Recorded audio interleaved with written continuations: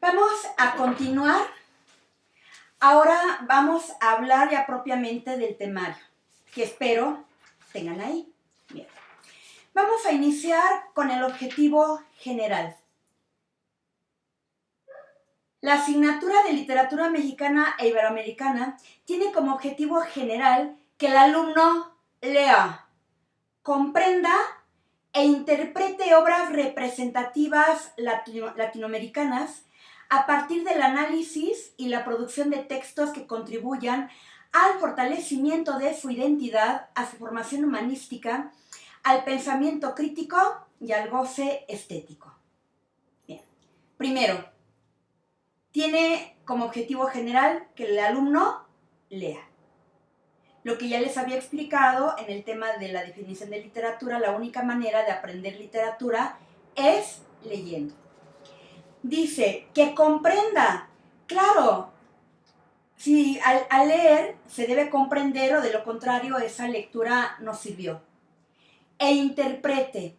La palabra interprete se relaciona con lo que yo les expliqué, que el mundo ficticio era un disfraz tras del cual el autor nos presentaba problemas de la realidad, pero que hay que buscar, hay que interpretar, y que a eso se le llama análisis literario.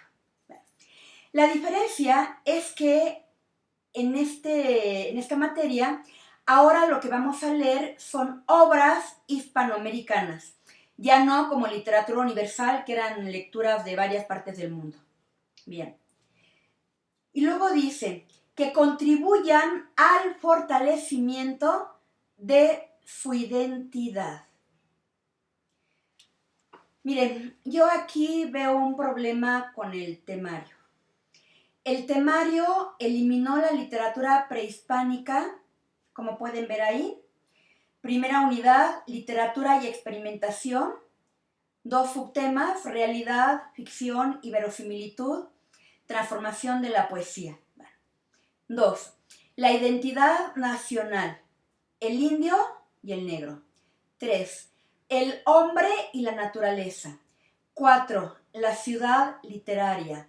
5. El compromiso social y la denuncia, que ya no ocupo. Y la última, la expresión femenina. Dense cuenta que la literatura prehispánica está ausente. Me podrán decir, no es cierto, maestra, ahí en el número 2 donde dice la identidad nacional, el indio, ahí se encuentra. No.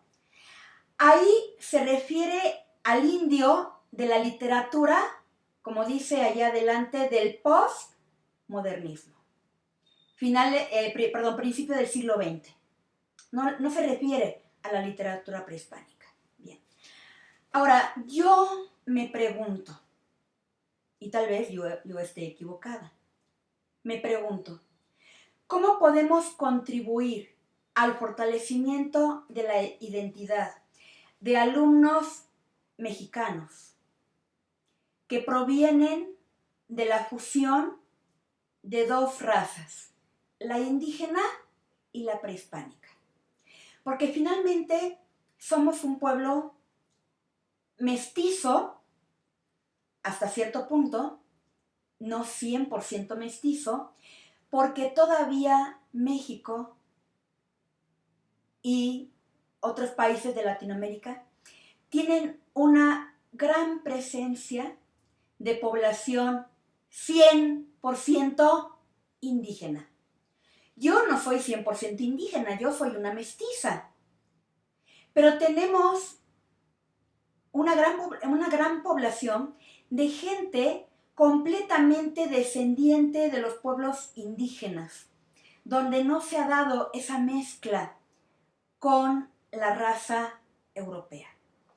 Entonces mi pregunta es, ¿cómo un alumno de México, que se caracteriza porque una parte de la población es mestiza y la otra parte es indígena, cómo le puedo fortalecer su identidad si estoy eliminando el origen de nuestro pueblo, el origen de nuestra nación? tengo una amiga con la que, comentando este tema, me decía que no había problema en que la literatura hispanoamericana estuviera fuera del temario.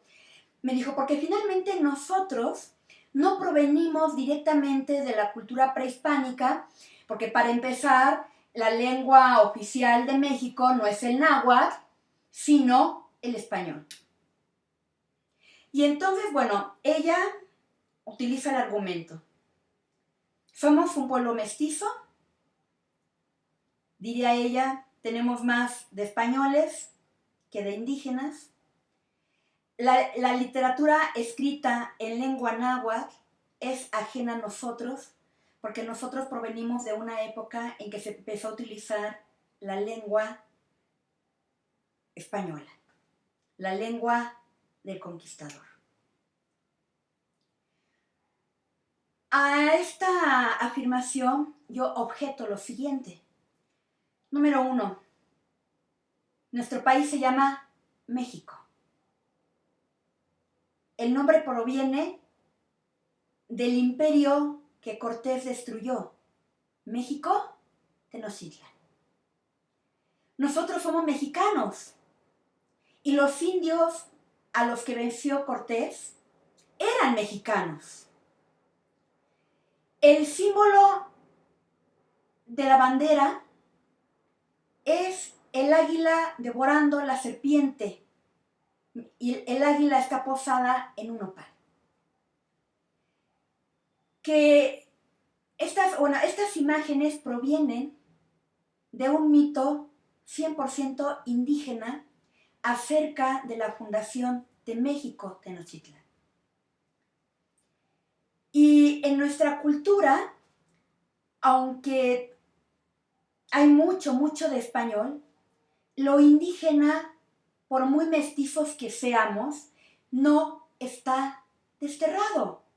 Por ejemplo, estamos a punto de celebrar una fiesta importantísima para los mexicanos.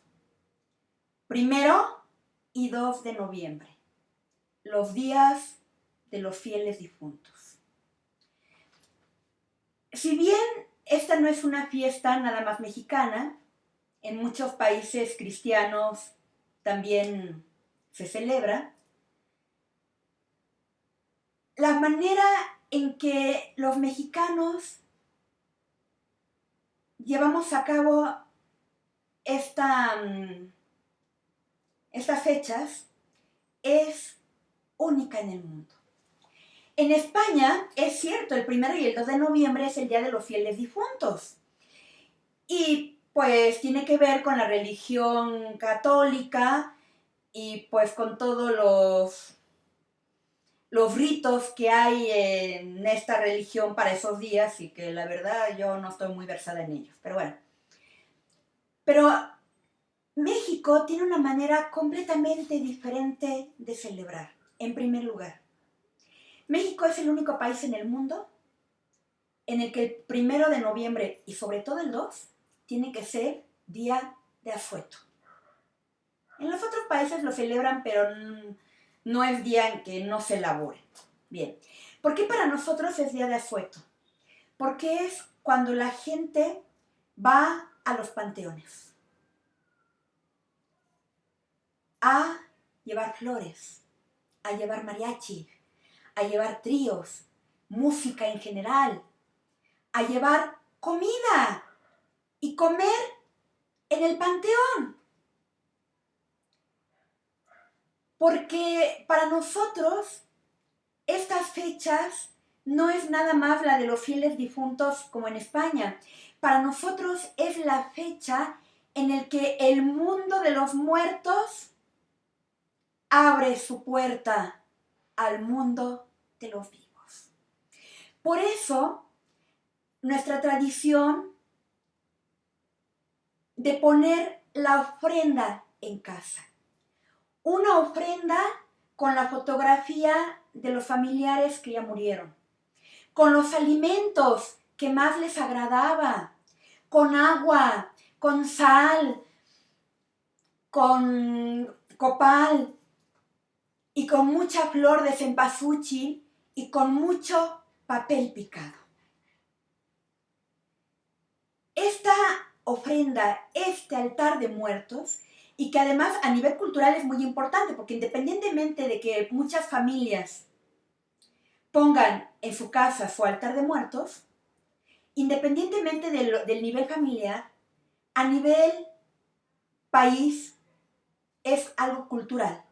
En diferentes partes de las ciudades o de los pueblos se ponen ofrendas. Por ejemplo, aquí en la Ciudad de México, ahorita se me ocurre que ponen una ofrenda en la que era la casa de Frida y Diego Rivera. Y en varios museos se ponen estos altares y se convierten en un atractivo cultural para que la gente pueda ir a verlos. De unos años para acá se acostumbra que en el Zócalo se ponga la magna ofrenda o varias ofrendas. La UNAM, jóvenes, la UNAM pone su magna ofrenda. Antes lo hacía en Ciudad Universitaria, después creo que en la Plaza de Santo Domingo, creo que ahí me quedé, en la Plaza de Santo Domingo. ¿Por qué la UNAM pone su ofrenda? ¿Por qué en el Zócalo el gobierno capitalino pone su enorme ofrenda o varias ofrendas, dependiendo de lo que se les haya ocurrido para el año? Pues porque para nosotros es algo de identidad cultural. En ninguna otra parte del mundo se pone este altar, en ninguno. Por eso es sumamente triste, muy triste y preocupante que la gente en México deje de poner altares y prefiera salir con sus niños a pedir calaverita, no de calaverita, a pedir su dulce o truco y hacer fiestas de disfraces del llamado Halloween. El Halloween es una costumbre norteamericana, es una costumbre anglosajona, que ahorita no me interesa decir de dónde proviene, del mundo celta. Y entonces resulta que muchos mexicanos están preocupados por ir a comprarse el disfraz para poder ir a la fiesta de Halloween, donde hay cena, baile, alcohol, a lo mejor concurso de disfraces, y llevar a los niños a pedir dulces a las casas y gritando dulce o truco. Ahora, no me malentiendan. No quiero decir, no. Si a ti te invitan a una fiesta de Halloween, no vayas. No, claro, ve a la fiesta de Halloween. Vayan a todas las fiestas de Halloween que los inviten. Bueno, este año no. Este año no, porque COVID no lo permite. Pero si no fuera por el COVID, vayan a las fiestas de Halloween que quieran. Disfrácense. Lleven a los niños a pedir dulces. Pero en su casa pongan el altar de muertos. Porque el altar de muertos es 100% mexicano y, repito, único en el mundo.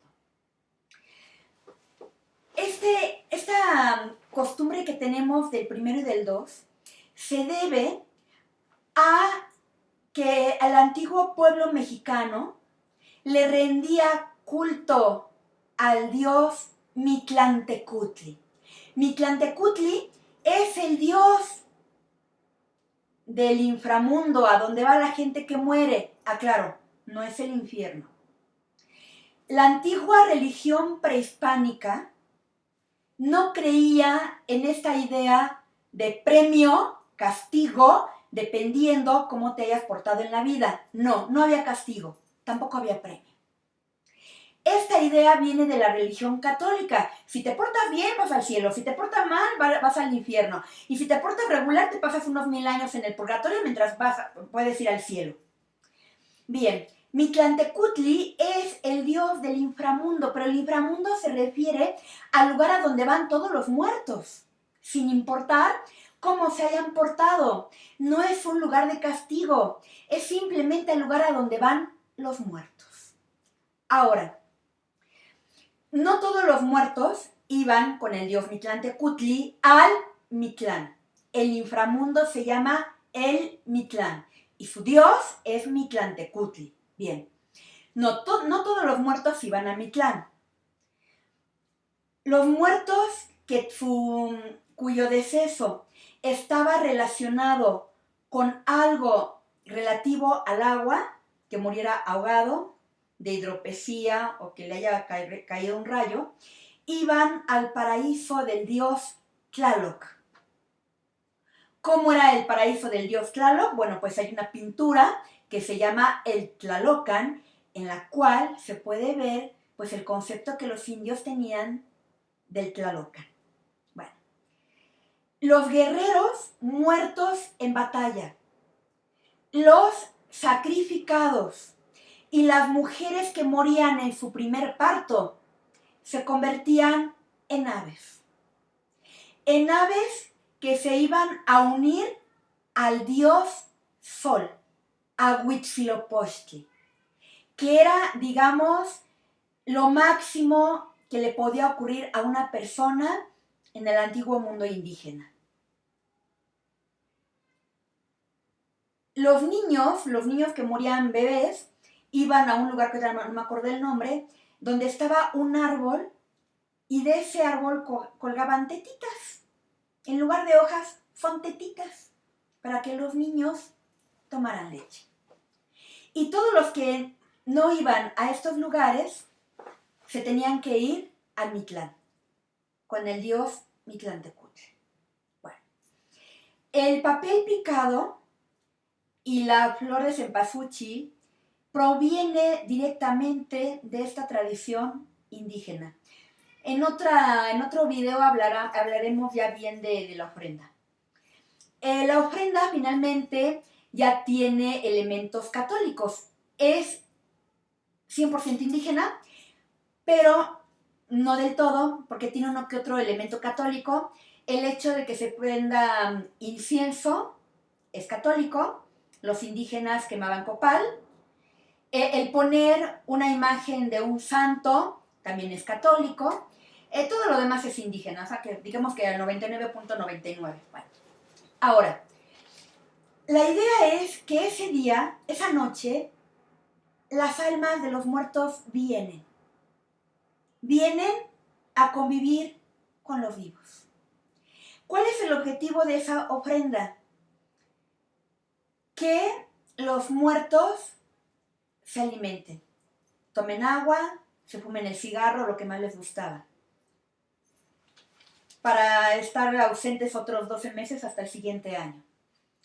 Entonces, la gente tiene la idea de que en esa noche vienen los muertos, se alimentan y que por lo tanto al día siguiente, que ya podemos consumir los alimentos, se supone que estos han perdido su esencia porque esta se la llevó el difunto. Bien. Ahora, aquí en la ciudad se celebra el Día de Muertos, pero no tan de manera exuberante como en los poblados. Por ejemplo, en Michoacán, ¿cómo se llama este lugar? En la isla de Janitzio. Cada año, si ustedes quieren ir a Janitzio para la época de Días de Muertos, bueno, pues reserven con 6 meses de anticipación, porque de no ser así no van a encontrar hotel, porque se llena de turistas que van a la celebración de Día de Muertos, que no sabría decirles cómo es porque nunca he ido, pero prometo que lo voy a investigar. Aquí cerca de la Ciudad de México, en Mixqui, se hace la celebración todavía más apegado a lo indígena. Por ejemplo, uno de los datos que ahorita recuerdo es poner flores, la flor de cempasúchil, que debido a su color amarillo y que se relaciona con el color del sol, por su color el muerto puede verla. Desde la puerta de la casa de la familia se pone el camino con flores hasta el panteón, hasta donde está la tumba de los muertos. ¿Para qué? Para que cuando ellos salgan de la tumba encuentren el camino a casa y no se pierdan. Y nosotros no lo hacemos, pero en muchos pueblos la gente va al panteón en la noche. No como nosotros que vamos de día, les llevamos mariachi, llevamos comida, hacemos el día de campo ahí la familia, al lado de la tumba de nuestros muertos. Y repito, le llevamos la música que más les haya agradado, adornamos limpiamos la tumba, le ponemos flores, etc. Nosotros lo hacemos de día, pero en muchos poblados se hace de noche. O sea, de noche la gente del poblado va con la esperanza de que va a convivir con la gente que murió. Bien. Ahora, en esto que les acabo de explicar, vean cómo está presente el mundo prehispánico. Por lo tanto, cuando se habla de fortalecer la identidad de un joven mexicano, yo no puedo fortalecer su identidad como mexicano si niego su pasado prehispánico. Yo la verdad no encuentro la manera de hacerlo. A lo mejor habrá quien pueda. Yo me declaro inepta. No podría fortalecer la identidad de un joven mexicano si no le despierto el amor, la admiración y el interés por su pasado prehispánico, que además nos va a ayudar a no discriminar a esa gran cantidad de indígenas puros que tenemos en nuestro país. Una manera de enseñarle a los jóvenes a no discriminar a los indígenas es mostrándoles la grandeza que hay detrás de ellos. Y que no nada más hay una grandeza detrás en el pasado, sino incluso actual. La misma UNAM, la UNAM cada 2 años hace un festival de lenguas indígenas, un festival que promovieron tanto Miguel León Portilla como Carlos Montemayor. Y entonces en este festival van poetas en náhuatl, en quiché, en zapoteco, en mixteco, en chontal, y declaman sus poemas que han escrito en esta época. Y la UNAM hace todo un festejo para ese festival de las lenguas indígenas. Entonces no puedo entender que una institución que tiene un festejo de ese tipo y que además, créanme, son bellos, son hermosos. Ustedes pueden buscar en internet el Festival de Lenguas Indígenas de años pasados y se van a dar cuenta que son maravillosos, son bellos. Entonces no puedo entender que la UNAM tenga un festival de lenguas indígenas y me haya sacado la literatura prehispánica del temario. Ahora dijéramos, bueno, la literatura prehispánica no está en el temario, pero entre las sugerencias de autores y de obras aparece Nezahualcóyotl, aparece el Rabindranath, aparece el Popol Vuh. No, miren, al menos que yo esté muy ciega. Bueno, sí estoy muy ciega porque yo utilizo lentes. Pero por más que he revisado la sugerencia de autores y obras, discúlpenme, pero Nezahualcóyotl y los 13 poetas del mundo náhuatl de Miguel León Portilla, que ya no son 13, no aparecen por ningún lado. Bien. Entonces, contribuir al fortalecimiento de su identidad, repito, sin literatura prehispánica, yo no sé cómo hacerlo. Bien. Bueno, luego vienen los objetivos específicos y aquí ya empieza a desglosar los diferentes temas, ¿no? Reflexionará sobre las innovaciones de forma. Ahí está, es la primera unidad. Literatura y experimentación. Bien. Ahora, en esa literatura y experimentación, dice que el primer tema, como podrán ver en la hoja número 3, dice contenido temático. Tema, literatura y experimentación. 1.1, realidad, ficción y verosimilitud. Ya lo expliqué.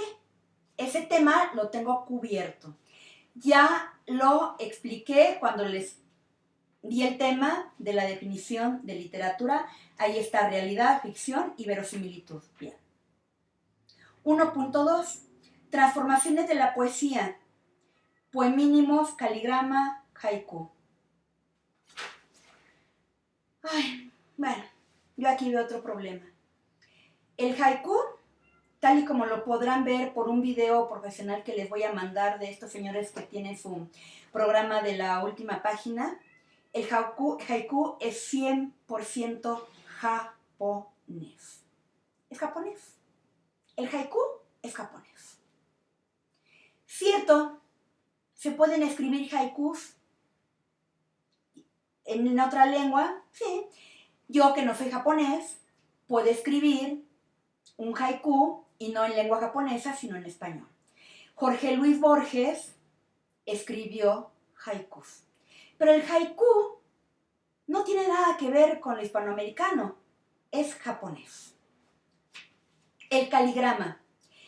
El caligrama es escribir un poema, un pequeño poema, pero formando con las letras una imagen.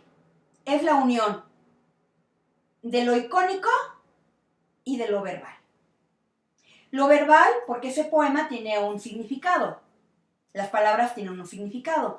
¿Por qué es icónico? Porque con esas palabras yo las voy a acomodar de tal manera que voy a formar una figura, por ejemplo, de tal manera que a lo mejor puedo tener un poema que se llame La Paloma y con palabras las acomodo de tal manera para que esas palabras yo vea y sea la figura de una paloma.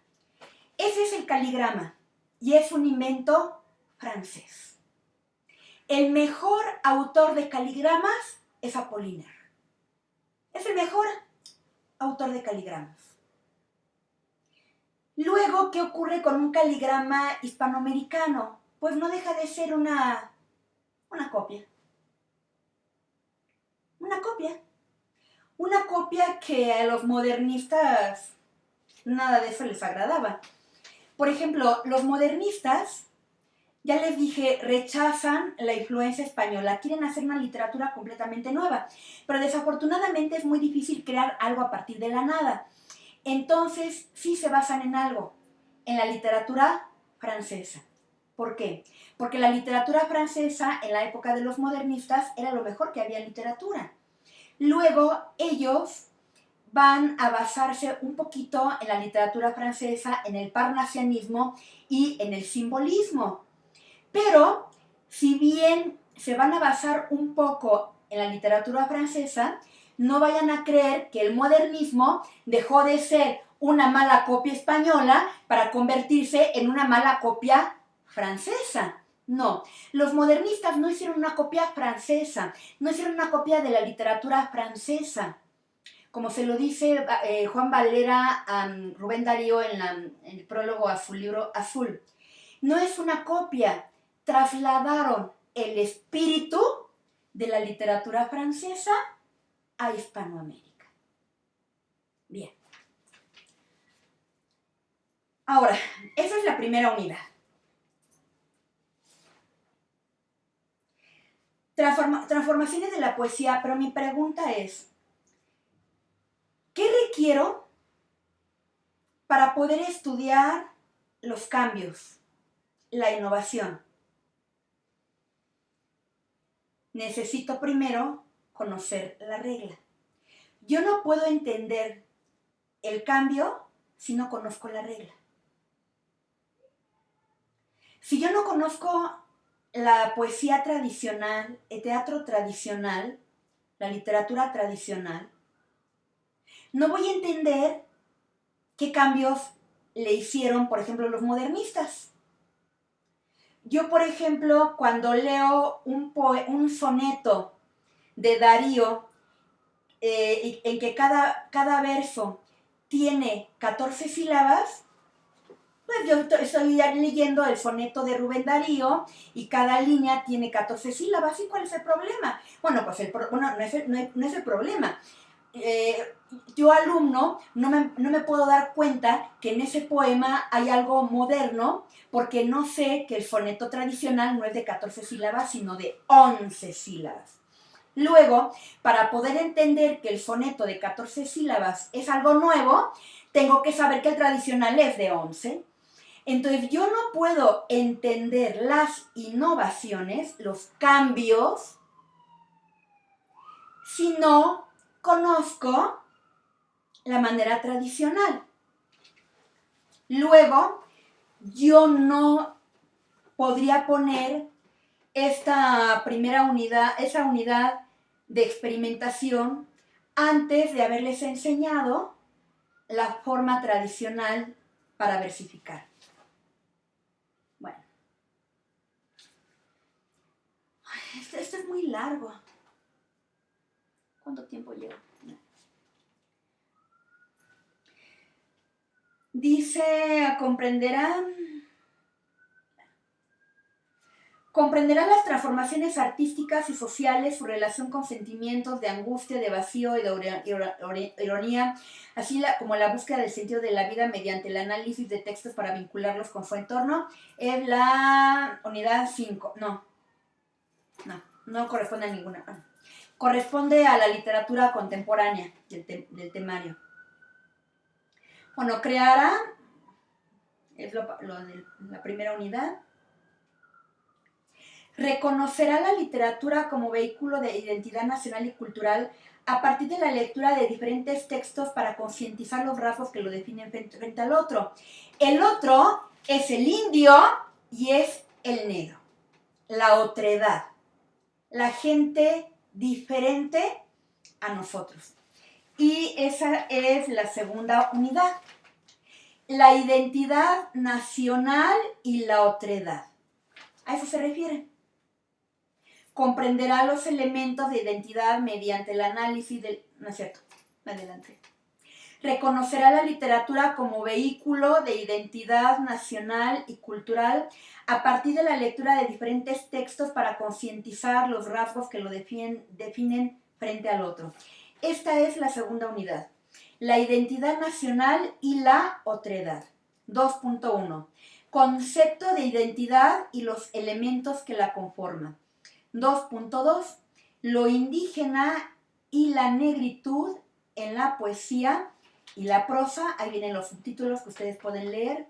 Bueno, lenguaje, figura literaria, ritmo, musicalidad, narrador, personaje, espacio, tiempo, etc. Bueno. Luego más abajo dice, me voy a saltar algunas.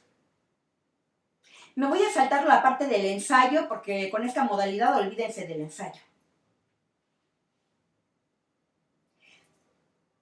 Reconocerá y comprenderá la importancia de los elementos de la naturaleza utilizados por los autores para identificar la configuración del entorno poético y del espacio a partir del análisis de diferentes textos literarios. Esta es la unidad 3, el hombre y la naturaleza. Tópicos de la naturaleza, de los textos, etc., ¿no? Figuras literarias, la descripción de la naturaleza, el cuento, tipos de argumento. Bien. Esa es la tercera unidad, que tiene que ver también con la de abajo. Reflexionará e interpretará la influencia de la naturaleza en la vida del hombre por medio de la lectura y análisis de los textos literarios con el fin de percibirla como un espacio mágico, agreste o dominado por el ser humano. Bueno, creará un cuento, olvídenlo, tampoco van a crear un cuento. Bueno.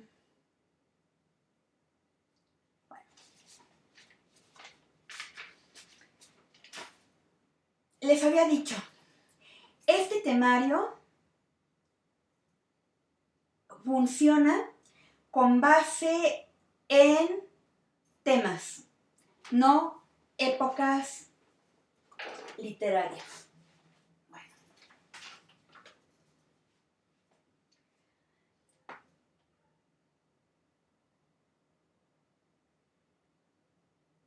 Quedamos que la literatura prehispánica está fuera de ese temario, repito. Quiero que ustedes lo hagan porque la verdad a lo mejor yo de tanto leerlo ya no alcanzo a ver, pero Nezahualcóyotl y los 13 poetas del mundo náhuatl y el Popol Vuh no vienen en las lecturas que sugiere el temario. Bien, realidad, ficción, verosimilitud, ya les hablé de lo del haiku y lo del caligrama. Bien. Ahora, la identidad nacional, el indio y el negro, el hombre y la naturaleza corresponden al postmodernismo. Cuando les hablé de las épocas de la literatura hispanoamericana, les dije del postmodernismo, les hablo al rato. Bueno, en el postmodernismo encontramos la literatura cuyo tema es el indio y el negro. Y en otra clase les explico por qué. El hombre y la naturaleza también es un tema del postmodernismo.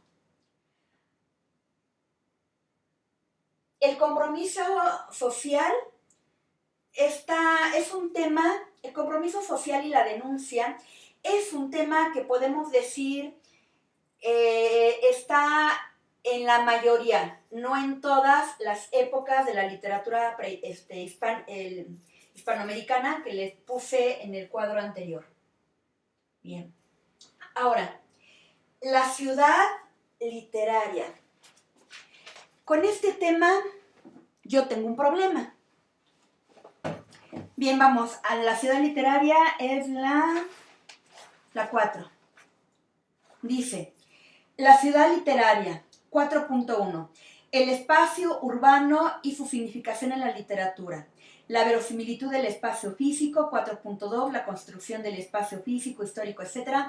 4.3. La descripción del espacio. 4.4. El espacio y su vinculación con el personaje. 4.5. El texto argumentativo. Bueno, cuando yo vi la primera vez este temario y vi esta unidad de la ciudad literaria, en automático dije, la región más transparente, novela escrita por Carlos Fuentes. ¿Por qué este tema me lleva inmediatamente a la región más transparente? Porque resulta que el personaje de la novela titulada La región más transparente es la Ciudad de México. Aquí los personajes no son las personas. Bueno, claro, sí hay personajes, pero ellos no son el centro del tema de la novela. El personaje central, el personaje más importante de la región más transparente es la Ciudad de México. Y entonces cuando yo vi esta unidad titulada La ciudad literaria, inmediatamente dije la región más transparente. Y luego me puse a pensar en otras obras en las que aparece la ciudad, y que son muchísimas. Son muchas obras donde aparece la Ciudad de México. Pero me dije, la Ciudad de México aparece como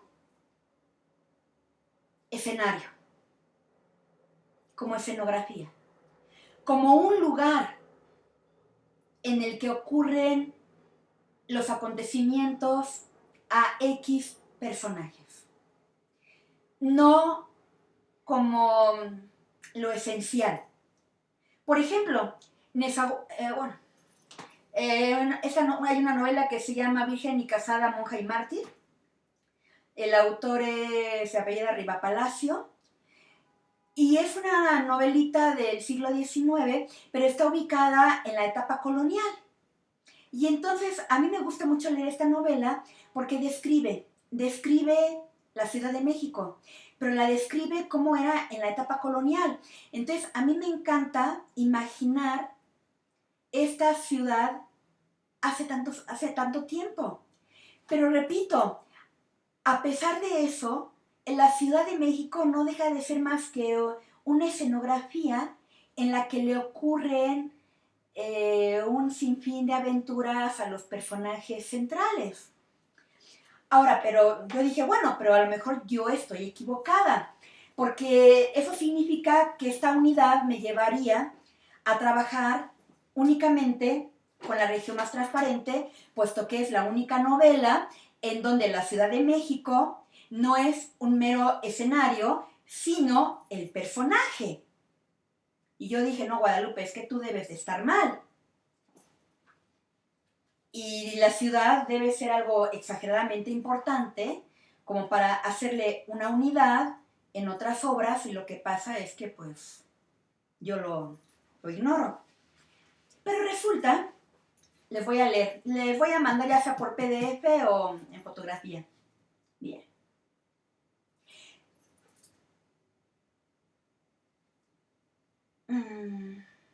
Miren, vamos a dejar hasta aquí este video porque ya quedó muy largo y les comienzo otro.